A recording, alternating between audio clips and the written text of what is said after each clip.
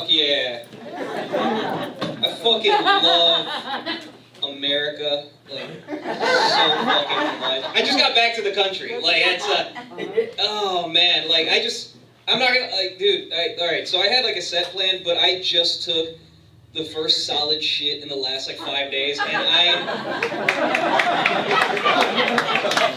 thanks for the hot dogs, that's all I got. Who'd have thunk they'd fix me? Like, I was in Belize. That's where my family's from. That's where, yeah. And I go every year because my mom lives by herself there. My dad died, and I take her home every time she comes. She came for it doesn't fucking matter. I'm better than you. I travel. But I travel. But like it's funny because it's like you think that's like oh it's such a beautiful place, but no, we live in the poverty part.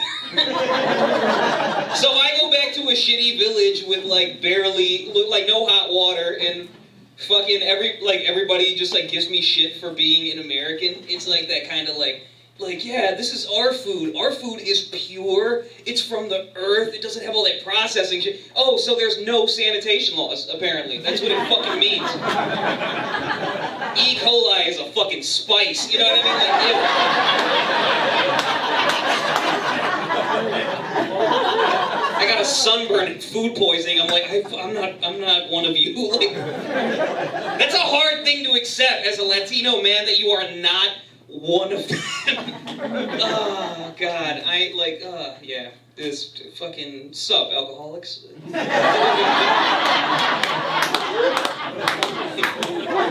fucking out here, dude. I love alcoholics. My dad was an alcoholic. Love him. He was really good at it, too. He was so good. You know how good he was? Like, he would go to work drunk every day for like his entire life, only got caught once. That was... It's fucking good. He was like a maintenance electrician in like factories, like the kind of shit where people die on the job. He was so good at his job that like when he got caught, they were like, just fucking go to AA for like a week or whatever. He did, and I found this out through my dad. Because he would go to AA meetings and he would like take in everything, and then he would just like go right to the bar. Like I that's a life hack. I didn't like. Did y'all know you can do that?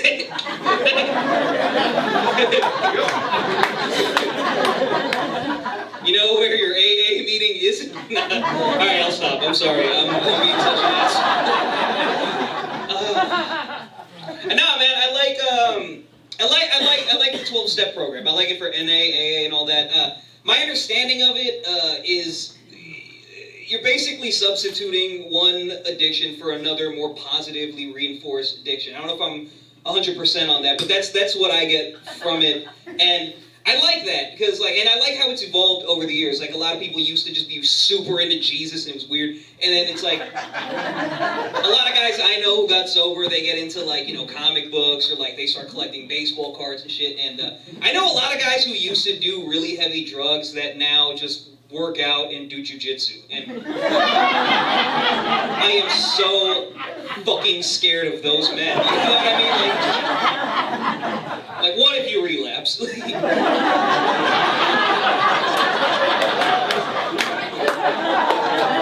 unstoppable. You know what I mean?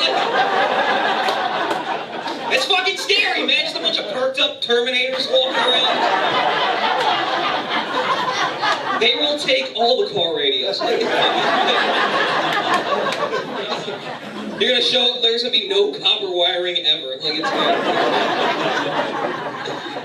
oh man. Imagine a black belt on PCP. Like, dude, fucking, you've created a superhero. Crack Hulk. Like he's just oh god, I'm so glad that joke worked. See, I should change the subject.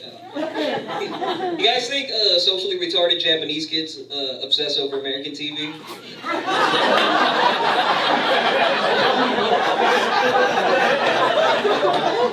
Okay, Comic-Con Tokyo, just a bunch of kids dressed like Al Bundy.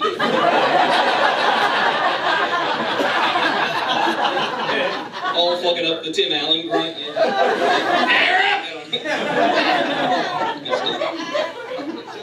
You guys heard of Holocaust deniers, right? Yeah, you ever heard of those? Yeah, I'm not one of them. I'm the exact opposite. I'm a Holocaust exaggerator. Like, yeah, Hitler killed 6 million Jews, but did you know he could fly? That joke's dumb. I'm sorry. See, what do I want to talk about? I'm an ass man. We got ass men in the room, ass people. We addicted to ass at all? Do we like them thick in AA? I don't know. Hell yeah. You know what my favorite thing about a thick lady is? Watching them put on pants. That's it's adorable. You ever watch them do that little shimmy to get the jeans all the way up? I love that little shimmy. It's like a little dance to celebrate thickness. Like a thick lady with skinny jeans, they do that. They gotta kick their ankles in. Makes you look like a prospector. It's like, there's gold in them jeans. It's fucking adorable. I have no ass. I pull up my pants like a firefighter. I'm just like...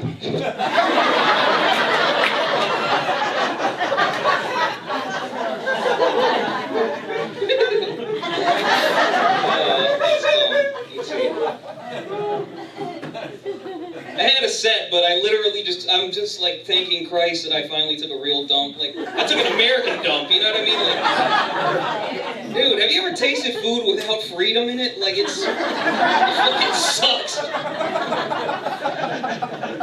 My mom's like, you should fucking, like, I'm gonna leave my house to you. I'm like, fucking don't.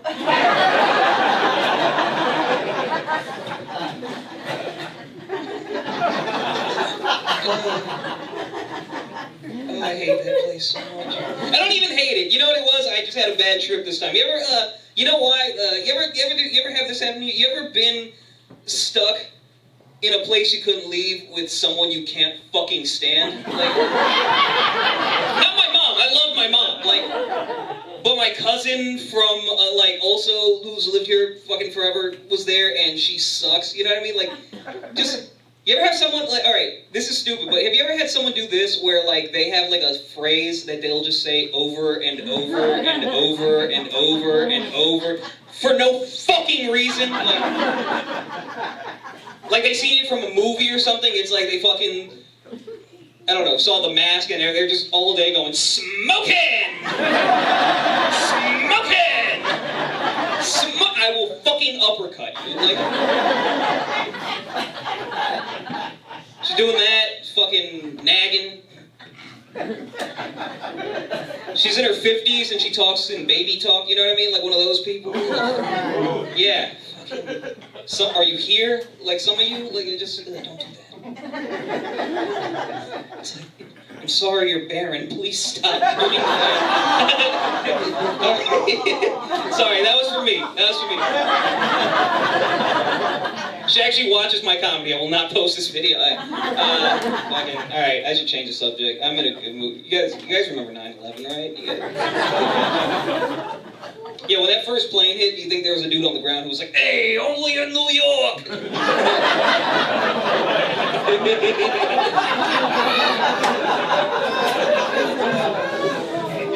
It's a good fucking joke, dude. Let's see what I want to talk about. I got problems. Let's see. When I was a kid, I was molested by my older brother. Nice. Yeah. Yeah, you know what that made me realize? He's fucking gay!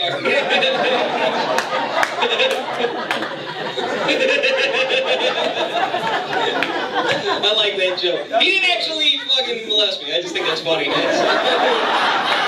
That punchline is just too good for that setup.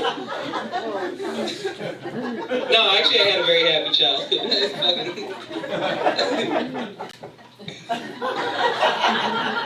I That joke is so stupid. It's so good though. No, I actually, this is true. I said that to a dude one time. Like, I was molested because, like, I used to talk, because I've been doing this shit for a long time, and I used to tell people about, like, how hard it is growing up in the 90s as the younger brother to a gay man. Like, growing up is just rough because, like, for some reason you're, like, gay by association. You know what I mean? Like, it's fucking weird. It's like, dude, your brother's gay? Fucking, then you're probably gay. And, like, it was taking all these ass beatings. Like,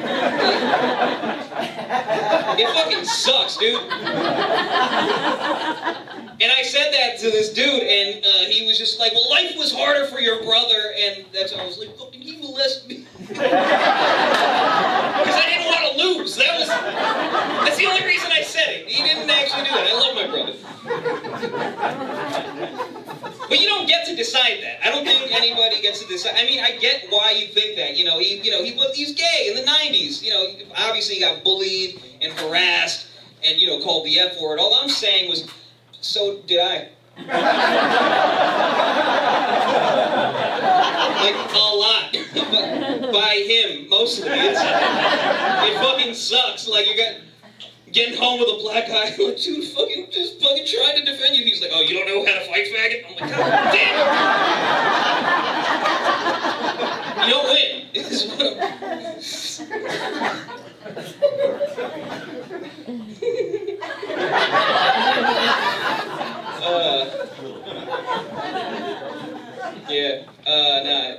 Nah, he's a good dude, man. He's doing really well. He got HIV a couple years ago. That's real. Oh yeah, go ahead. It's funny as fuck. It was his fault. You know what I mean? Like, he didn't get it like the cool way, or like I mean, he didn't get it from like fucking, surgery. He got it gambling. Just rolled the dice into a butt. Like, snake eyes. That should be my catchphrase, snake eyes. Nah, man, it sucks. It was really heartbreaking, because, like, I'm the youngest of four. He's the one I grew up with. He's closest to me in age, and, I remember, like, the journey he kind of went through, because, like, first, year or two, he was, like, having a lot of trouble. He was going to, like, treatment and stuff. But a cool thing came out of it, where he met another guy in treatment who he ended up falling in love with. And they hit it off so well that they, like, eventually they bought a house together. They ended up getting married. They, like, live a great life right now. They got, like, their, dogs and sweet, because they live in Ohio. We don't give them kids there. You know what I mean? Like, it's...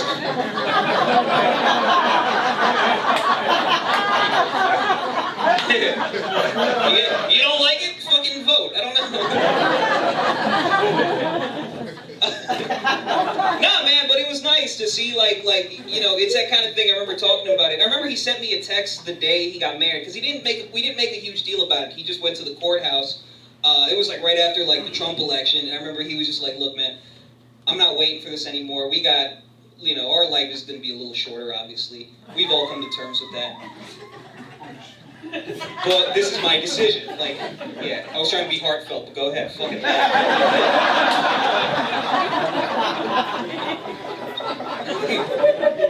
When he told me that, though, it really struck a chord with me, because I'm sitting there thinking, like, damn, fucking gay marriage is, like, that's the gay man's, let's get married because she's pregnant. Like,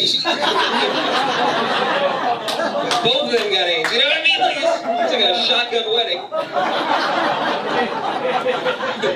The barrel's loaded with fucking T-cells, I don't know.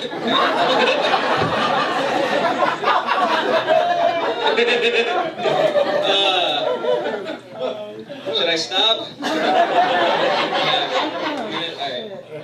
I live in Philadelphia, which is, it's nice. I think COVID's just about over, right? We're pretty done with it. Yeah. Fucking, yeah. The Democrats in office, masks off, baby. No, I don't know. I don't give a fuck about politics, to be completely honest. Now, I knew COVID was over, like, once we started reporting every other kind of death. Like, that's, Like school shootings, when that came back, I was like, dude, fuck yeah, dude. COVID is over.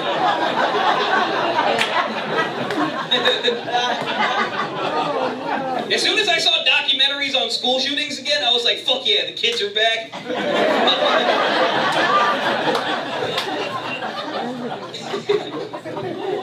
Because nobody was dying during Zoom. That fucking must have sucked. You'd think you'd at least see one homeschool shooting, you know what I mean? Like, some kid who's had it like, fuck you, Mom!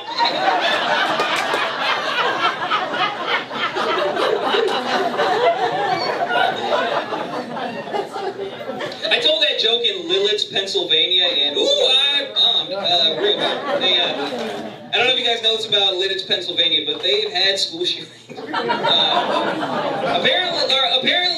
what happened, I found this out while I was at the while I was actually on stage, because I was like, "Oh, did you guys have a fucking school shooting?" They were like, "Yes," and I was like, "Oh." Lilith, PA is Amish country, so like it was at an Amish school, and I was like, "So what the school shooting look like?" Was it like, pow?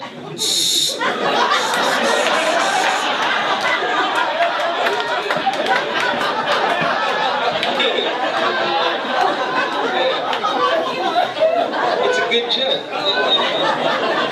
But I'm definitely not invited back. Every documentary I've seen on school shootings is kind of the same to me. It's all like, they talk about like, they raise an interesting point, which is like, you know, like a lot of the schools where it happens are these like toxic environments that cares more about like, let's fucking beat the rival school's football team, show up the rival school, more than they care about the well-being of their like non-athletic students. And it got me thinking where school shooters really got it wrong. Shoot up the rival school, like be the campus hero, you know what I mean? Like, if like a school shooter just like was like, go Tigers! You beat prom king, that's all I'm saying. Revenge of the Nerds would be a very different movie. Alright, I gotta go. So look, I got business cards with me for a short film I recently put out. It's like in a festival, and I'm hoping it'll win something. So if you guys want to check it out, if you have a phone, you can scan a QR code. You guys can get it on your phone. Fuck it, I gotta do it.